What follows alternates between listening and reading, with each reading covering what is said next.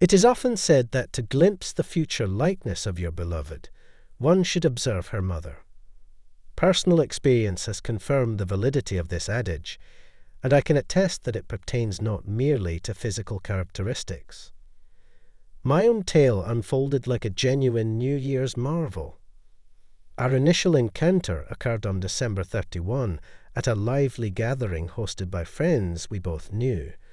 We exchanged a few customary pleasantries upon meeting and quickly found ourselves engrossed in conversation. The night passed in a blur of endless chat, as we discovered a myriad of shared interests and subjects to delve into. Have you ever approached someone simply to ask for directions and found yourself, within minutes, deep in conversation about your passions and the nation's economic climate? My Sophia is just that type of person. Engaging with her was perpetually fascinating. She wasn't just a listener but an active participant, adept at maintaining dialogue on diverse topics, always ready with a joke or a playful flirtation. Our connection quickly turned into a simple online conversation.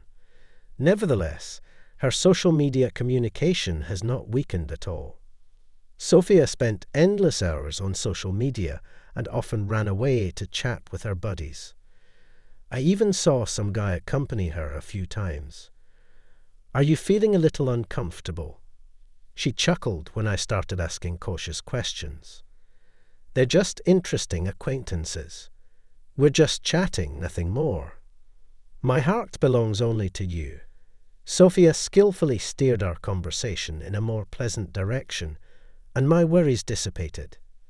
Indeed, my girlfriend is sociable and cheerful by nature. It was obvious from the very beginning where she got it from. At the moment when she introduced me to her mom, her father was nowhere to be seen. Later, when we were alone, Sophia confessed that he had recently left the family. It turned out that after learning about her mother's infidelity, little Sophia, despite the fact that she had been having affairs for quite a long time, saw everything. She watched her mom flirt with a vendor at the market in the morning and walk her home in the evening. Her mother said that she had gone to her grandmother, but another man was standing outside the window, waiting for them to meet. With my young eyes, I witnessed all my mother's adventures on the side. Naturally, I was stunned to uncover such familial secrets. However, it was Sophia's tone of disdain and her clear disapproval as she revealed these truths that reassured me that such incidents would stay in the past for our family. We had been sharing a home for the better part of a year, and I was seriously contemplating proposing. Yet, to make that commitment, I needed to build up a financial cushion. Gradually, I brought more of my work home, diving into creating marketing materials, advertisements, and brand logos. Working from the comfort of my own space suited me well, although the constant need to shuffle massive amounts of data between my office and home computers was a hassle. Despite the availability of modern cloud services, their capacity often fell short, prompting me to stick to the traditional method of using USB drives to transport data. But somehow these little things always had a knack for vanishing right when you needed them most. So there I was, kicking myself while tearing the house apart looking for a missing memory card. It might as well have vanished into thin air. Sophia had dashed off to hang out with a friend again, leaving me with no one to give a hand. Then, out of the blue, my eyes landed on something odd near the keyhole. A teddy bear keychain was hanging there. Sophia had left her keys in the doorway. That was unlike her, but at this moment, her forgetfulness was just perfect for me. A tiny pink USB drive swung from the keychain. And oh man, the moment Sophia gets home, she's getting a big kiss from me. I'll make sure to snag the biggest, most attention-grabbing keychain for my USB drive. Turns out it's pretty darn handy. I was convinced I had everything I needed to transfer the essential info, but whoops, turns out the memory was full. The card was maxed out. Normally, I wouldn't give its contents a second glance, but this situation left me no choice but to shift things around to make room. As soon as I clicked on the first folder that caught my eye, my jaw nearly dropped to the floor.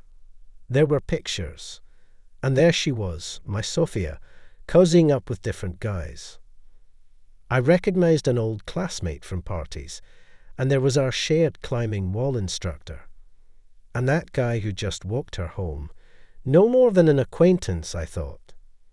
Some of these photos were taken on quaint dates, strolling through the park or sipping coffee at a cafe, while a few were downright revealing. The clever tech had sorted them all neatly. It was like a dossier, just for her. It all began long before our paths crossed and persisted during our time together. Sophia came back and attempted to act as if nothing dreadful had occurred. Can you guess what her justification was? She stated, quite plainly, "These are truly fascinating individuals. We were merely conversing, and I hardly realized when the situation escalated. Moreover, I wasn't intimately involved with each of them." Seemingly, she thought this would soothe my concerns, but honestly, her explanation just made matters more uncomfortable. I was already throwing my stuff into boxes, leaving just a teddy bear and a pink USB stick sitting lonely on the table. Oh, and get this, she held onto that whole stash of photos to look back on, reminisce about good times, and of course, to show off to her pals and mom. Go figure, it seems like the women in her family think it's perfectly fine to flirt and even go out with others while in a committed relationship. Like mother, like daughter, as they say.